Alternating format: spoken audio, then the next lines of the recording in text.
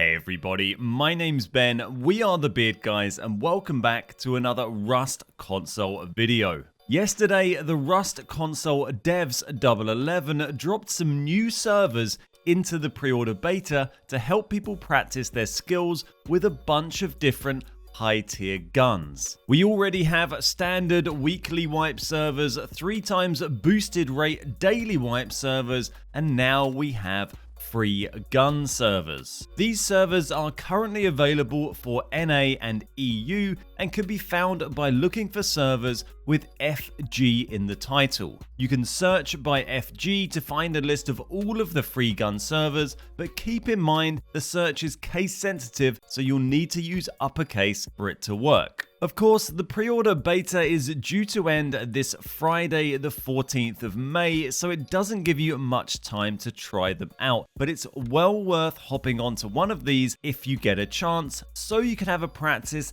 with some of the full auto weapons that you may not have had a chance to get your hands on so far during the beta. The devs haven't given any clues yet as to whether these training servers will be available in the full release, but given that they have the systems in place to make them and that the response from the players is very positive, it seems likely to me that we will see these servers or something similar upon full release. As a quick reminder for everybody, Rust Console Edition is fully released on May the 21st with early access for people who pre-ordered the Deluxe or Ultimate editions starting on the 17th or 18th depending on your time zone. If you'd like to hear a breakdown of everything about Rust Console and if I think it's worth you buying or not, then check out our Is It Worth It video, which I'll put a link to up in the top right hand corner. So just how do these FG servers work? You spawn in on the beach as normal, but this time you have a selection of guns in your inventory, which include the assault rifle, or the SAR as it's better known, the LR, the MP5, the M249 or the M2 as it tends to get called in Rust, and also the Python revolver. Sadly, there's no AK or bolty in there, but you do get a whole bunch of ammo for these weapons, plus a couple of meds and some food and armor. None of the guns have any attachments, sadly, so you will have to use iron sights unless you can be bothered to try and find yourself a sight on the server. You can build and open crates and use vendors and all of the normal stuff, just like you could on a normal Rust server, and a few people have built bases, but obviously there isn't much time left now before the beta ends, so there probably isn't a huge amount of point. It's a shame you don't get any sights to try out, as I find it way easier to aim with just a basic optic on Rust console than with irons. The iron sights seem to take up so much of the screen and can be quite hard to spot out the tiny figures running around in between them. Conversely though, it is good practice to get used to firing the guns in their most difficult form, and then hopefully when you do get a sight on your gun, you'll be absolutely owning. When you die, you will respawn with the same starter kit each time. You can use sleeping bags and still respawn with guns, so don't feel that you have to keep respawning on the beaches. You can put some bags down and spawn all over the map with your nice guns. Personally, I found it really useful to play on the FG servers for a couple of hours to help me dial in my sensitivity settings a bit. I think I still have some work to do there, and definitely have some work to do on my terrible aim and recoil control,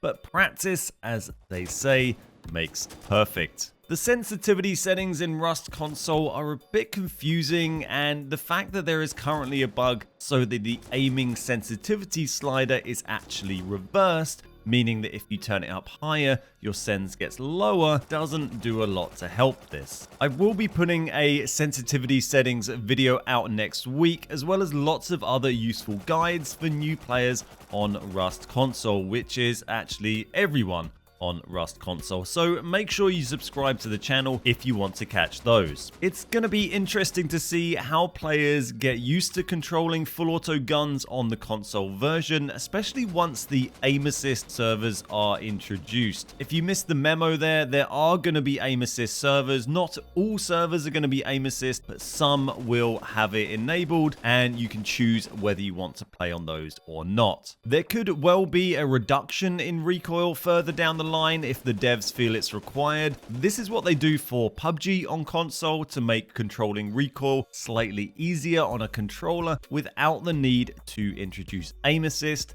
And I actually think that works quite well in that instance. But PUBG gunplay, this is not. Rust is its own beast with its own weird recoil patterns that you need to learn. There is certainly going to be a lot of potato aim from all of us for a little while yet. My advice is to just keep practicing as much as you can, or failing that, grab a shotgun and just shoot people in the face from 2 meters away. There does just seem to be this one type of training server at the moment, so if you want to practice with lower tier stuff like a bow, then you're just going to have to jump onto a normal server and run around there. And to be honest, I would say that's something that's really worth doing as a new player. When you start playing the game, jump on a random server, you can knock out a bow and some arrows super quickly and just run around and try and shoot anybody you see, because getting used to using that bow is going to help you get ahead really well. So that's everything for today. I'll have a more in-depth look at the guns recoil patterns in a video coming in the next week or two, as well as my sensitivity settings guide and more Rust console content ready for launch day. We already have a tips video up on YouTube, so if you want to see that, I'll put the link up in the top right. It's got some great hints in it for Rust console players, and I'm sure you will enjoy it. So I hope you found this video useful. If you did, please think about hitting the like button and subscribing to the channel, and I will see you